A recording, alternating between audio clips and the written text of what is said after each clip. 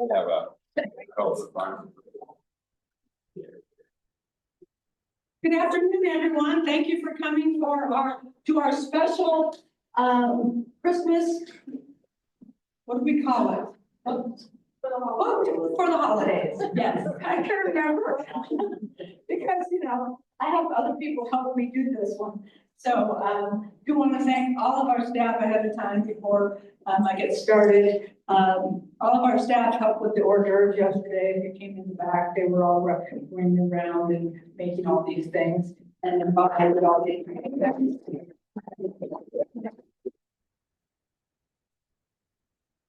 All I have to do is try to organize the schedule and keep you crazy. So I'm really blessed. First of all, just a few things about our next couple of months.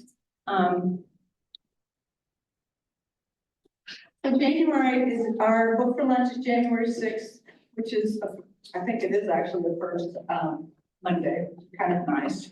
And we're going to have Roxy Donkey, and she's going to be doing her newest book, Historic Kansas Roadside. She did one last year, but it was a different book. And she did such a great job, and she's such an enthusiastic person that I thought we'd have her come in January. It's kind of hard to find people in January, February, March, because of the snow and the ice and the cold. So she lives close by. In February, I haven't solidified that yet. I still have one person that I've asked, but they haven't said yes or no, so I'm a little behind. On the other hand, with the construction going on, I just thought, let's see how that goes and how everything is happening, but we'll have it by January, I'll have an announcement by January. And then March 2, I have some things in the works. I just have a couple of people I have to see. Will they come in March? Will they come in April? Because of National Library Week. So sometimes we don't get snow in March, and then we get snow in April. So I kind of have to see where they're coming from and if they're willing to travel.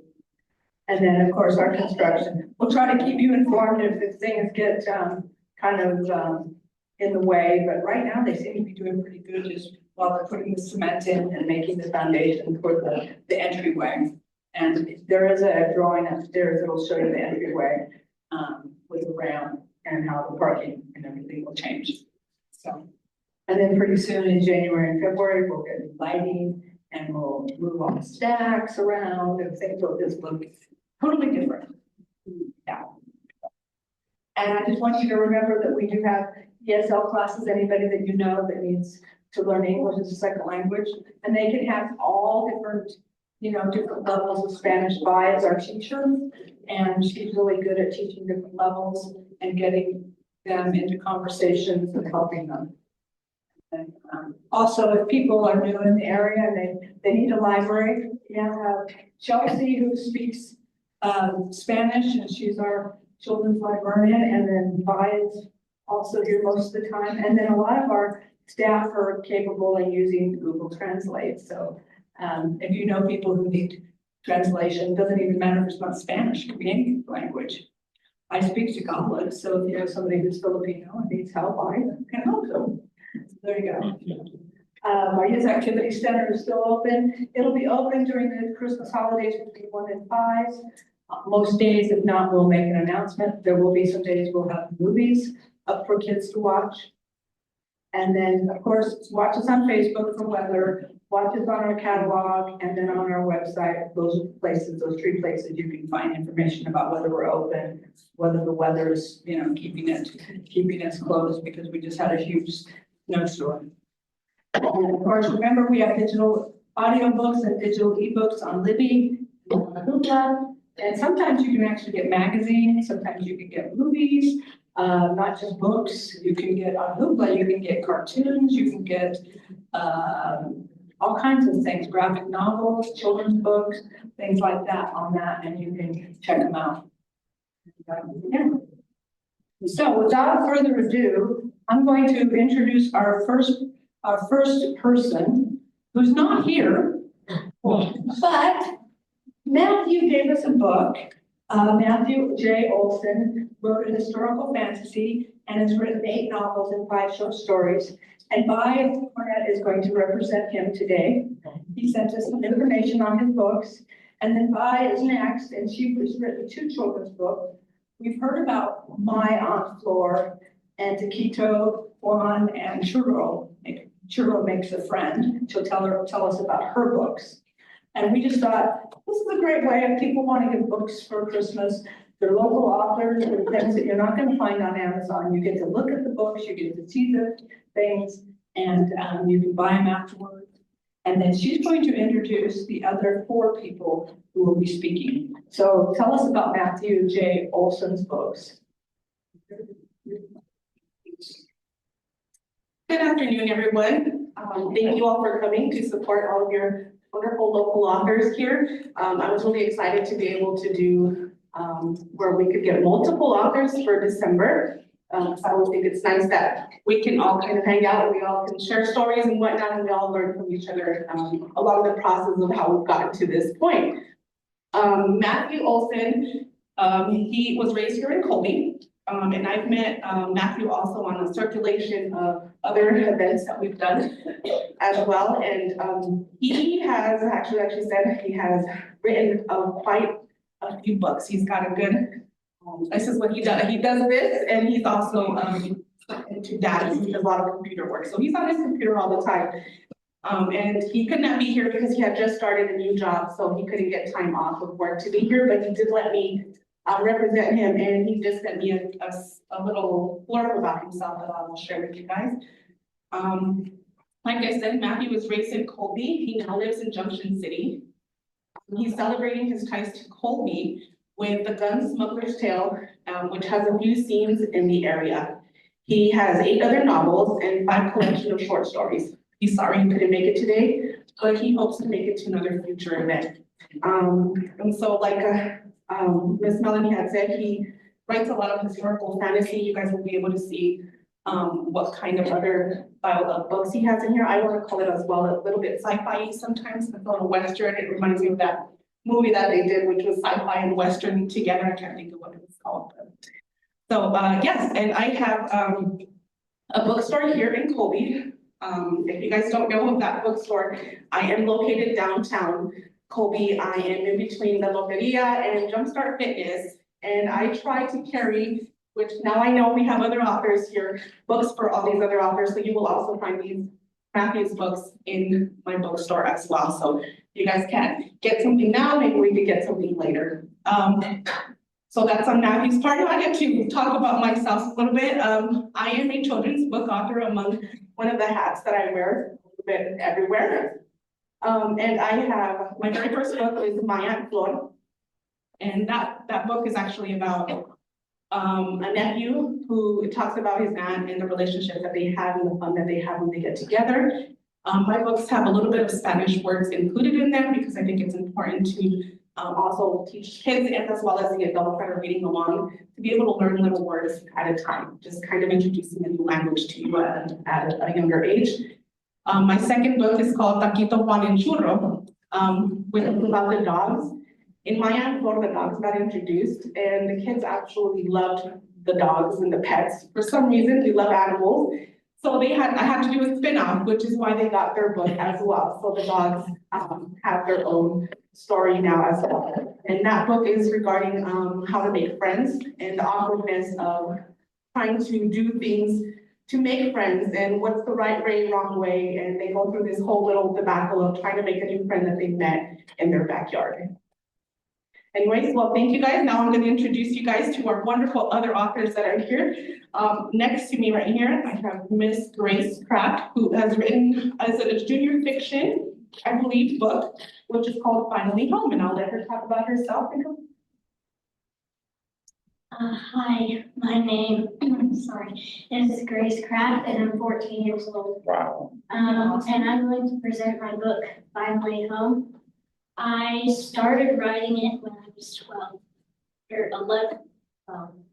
And it's about a girl who runs away from her abusive household and who finds the Indian tribe, and they take her in and just make her feel welcome. But she also faces lots of challenges throughout the whole thing, and it's kind of just about finding where you belong and how to get there. I guess I also should talk about the inspirations for my characters. The main character, High Arrow, is off of my mom. Stand up, Mom. Just through her bravery and how kind and just determined she is to get everything done. And Raven and Sparrowfeather, the two crazy little boys, are based off my brothers, Michael and Zach, who stand up as well. There. And like I said, they're absolutely insane at times, but they're also so vital and important to our family, and we don't know what we would do without them. But I also have some characters that are just figments of my imagination, like one of the bad guys, Big Bear. He's kind of just someone I made up on my own. The process to making my book was a little strange and different for us because we've never done it before. I started writing the book for 3 reasons. One of them was I was just plain bored after school. So I started writing and it just kind of progressed from there. And another reason was just, I love reading.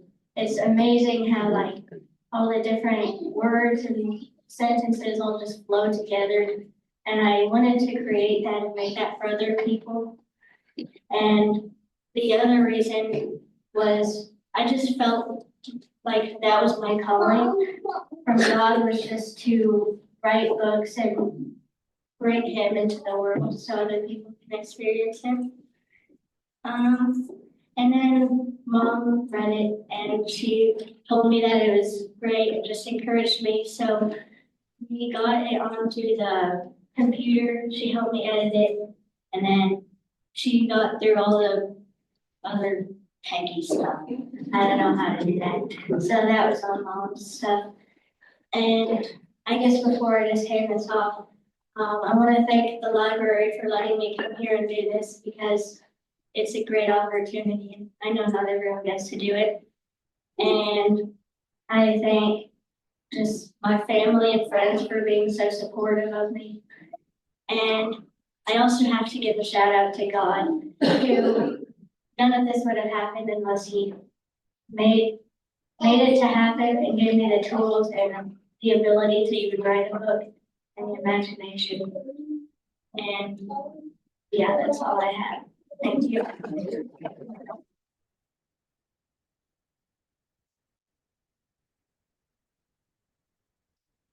That's great, wonderful. Next, right next to her, we have Cato and Thomason. Okay. He wrote a fiction book called Easter, and I'll let him introduce that. Hello, my name is Keto Thomason. I'm a local author in Aurora, Colorado. My girlfriend's mom, Jan Judeman, was kind enough to help me bridge the gap to do this event today. I did a lot of daydreaming growing up as a kid. It got me into trouble, so I decided to see if I could monetize it now.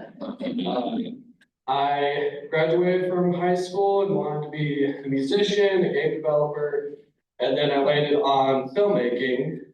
And then near the end of that, I was getting very frustrated with my classes, not being allowed to do what I wanted to do. So I started writing Easter in 2017, and then finally finished it in about the end of 2023, and then it got published this year in March. Easter was inspired mainly by Gerald's Game. It's a Stephen King book. And I read it and thought, I could do this. I had written a few feature-length scripts, so it wasn't so far out of the realm that I put myself in. But I would say doing the whole book was like working on a feature-length movie just by yourself. So that was something I wasn't expecting. So it took me about 7 years to write, revise, and finalize everything. So Excuse me. So the next one I'm doing is hopefully gonna come out next year, so I'm trying to close those gaps a little bit more. But Easter at its core is a family drama about a kid who lives in the mountains with his family. And they're having family come up from Denver to celebrate Easter with them, and they haven't seen each other in a while. But Alec Winslow has a lot of rage issues and animosity towards his family because he feels like they always mistreat him and he's kind of the black sheep. They don't quite know how to help him with his mental health issues. But as the story carries on, you start to realize there's other family members that are also unwell. So instead of a whodunit kind of story, it's a who's gonna do it type of thing. But it's written as a true crime story. There's horror, crime, all sorts of stuff thrown in there. But yeah, it's just a mix of a bunch of stuff. It's kind of a thick story, a bit of a long read, but I think you guys might enjoy it if you're into those kind of things. And thank you for the opportunity. I really appreciate it.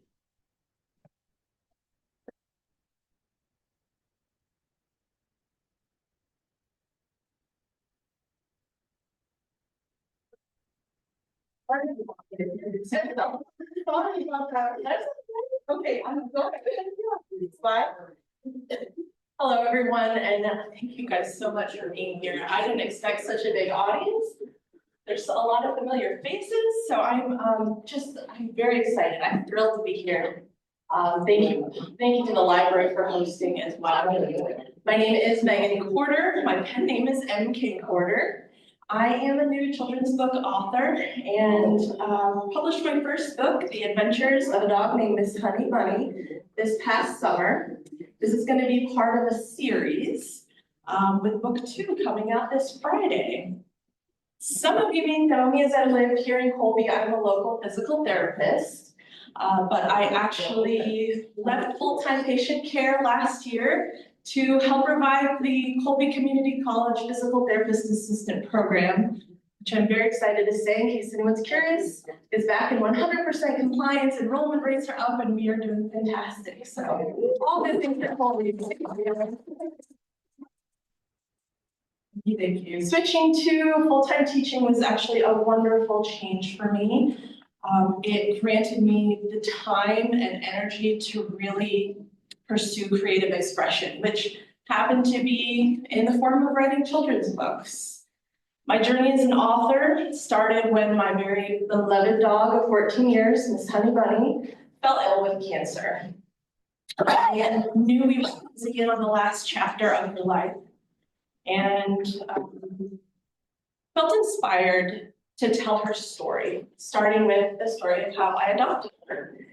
The story of adoption is book 1's theme, and it is, like I said, the series is gonna be kind of our real life progressions as we move through our 14 years together. Honey and I did live and travel all over the United States, and it's those memories and mishaps that create many of the stories that you'll find in the book.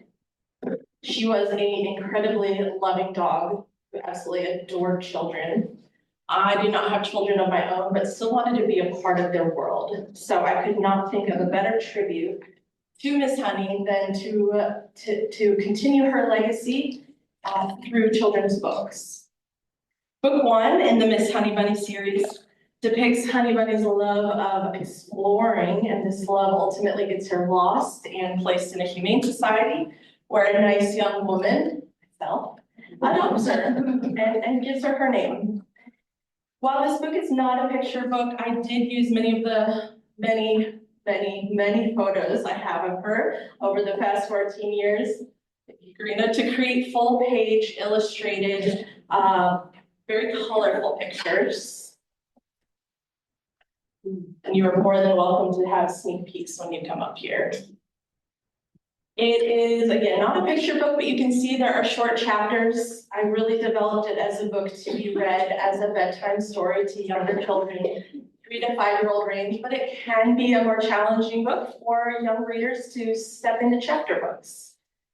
One of my goals for next year is to turn this book into an early reader book, which will have much smaller vocabulary, smaller word counts, less emphasis on the pictures, just to capture those very early readers who are ready to step into chapter books. Along with book one, I have an activity book. As a teacher, I now couldn't help myself but create something educational to go along with book one. This book, it would be challenging for younger kids. There is coloring. However, it is really meant to create critical thinking and problem solving, as there are creative writing and drawing challenges, mazes, and puzzles. And then lastly, coming out this Friday on Amazon is going to be book two of the Miss Honey Bunny series. This book is going to focus on the first year of life with Honey Bunny and her new family and all the lessons she learns from family.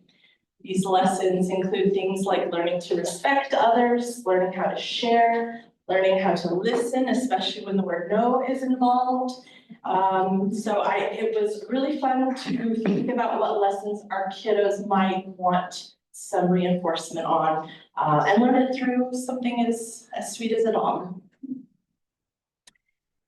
You can, if you want to stay up to date on what I do have coming out, I do have information about my website, which is mkcorderbooks.com. Up here at the table, on the website, you will actually have a free ebook option to get the very first book. And I have a blog started where I have a sneak peek into book two. And then there's going to be upcoming short stories that didn't make it into the book. So it should be fun, again, to almost read as a bedtime story to kids. Feel free to stop by my table, as I do have highly discounted books compared to the Amazon rates, because everything I do have for sale is on Amazon. I have book one all by itself for $8, the activity book for $5, or you can actually get both for $10 with a little pack of crayons and a little plush toy. So perfect for a little Christmas gift, and especially with, and then I would also encourage book two before the holidays, because it does have a lovely Christmassy ending. Okay, to wrap up. As a children's book author, it is my mission to fill the world with more love and light through the power of storytelling. I believe in creating stories that inspire kindness, spark imagination, and nurture a sense of wonder in young hearts. Through wholesome tales that celebrate friendship, compassion, friendship, empathy, and joy, I hope to inspire a generation of young readers who are not only entertained, but also encouraged to spread positivity, compassion, and light in their own lives and community. I ask for your support in this mission to bring more love and light to the lives of our young children today. Thank you very much.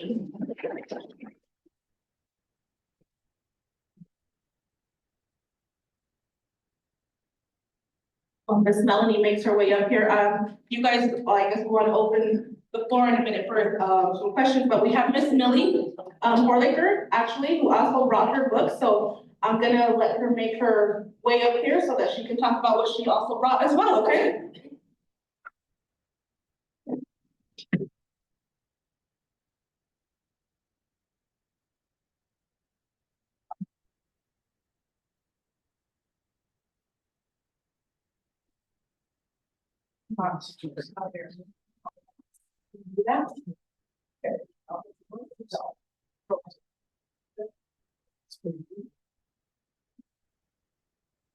When I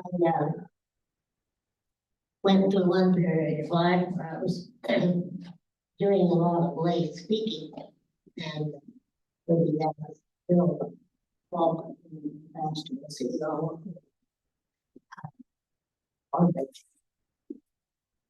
And people would say, and I had a copy of that. And I said, oh, I'm gonna write a book someday. And I thought, I better put up or shut up. So I did Seasons of Soul. I have it in paperback and in hardback. It's been really well received. Kind of puffs up an author's ego. But I don't know whether I'll live long enough to do another one or not. But Seeds of Salt is meditations and can be used individually or in a group. But you're called on to have meditation stays stand alone if you want to. So you can pick one out and use it for whatever you want. It was a journey, and it's kind of scary to all of a sudden say you're an author. What does that mean? But and immensely, I enjoy writing little snippets of things when I was a youngster in seventh and eighth grade. And my spelling is not too good. The teacher said, if you're going to be an author, you better learn how to spell. And I'm not going to try that sounds good. So life has ups and downs and ins and outs.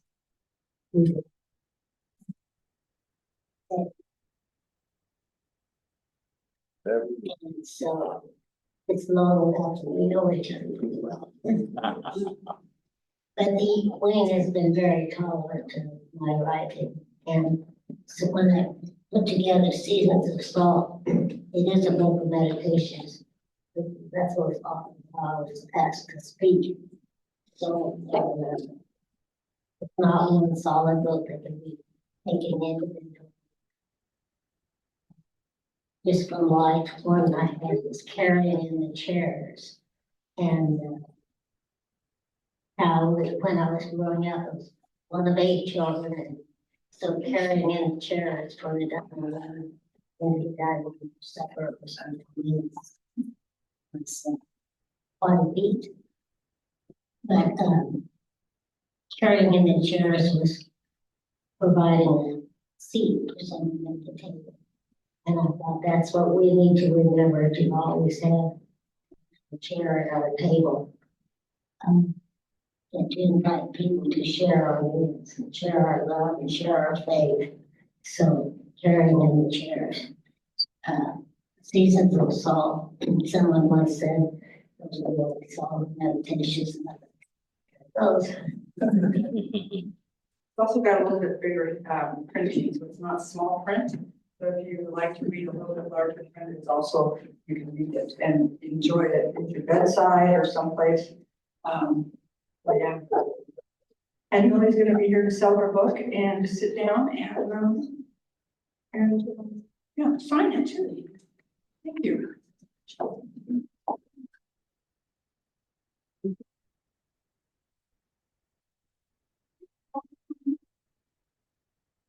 Authors and look at their books and buy it or not, but we just wanted to make sure you knew that we had some great people in the area. And I know there's some others that just couldn't come. We have others that are either in the midst of writing a book or they couldn't come today. So we left them out because they couldn't make it. So if you know somebody that we left out, make sure you give me or by the name and we'll make sure that we put them on our list of speakers for the future.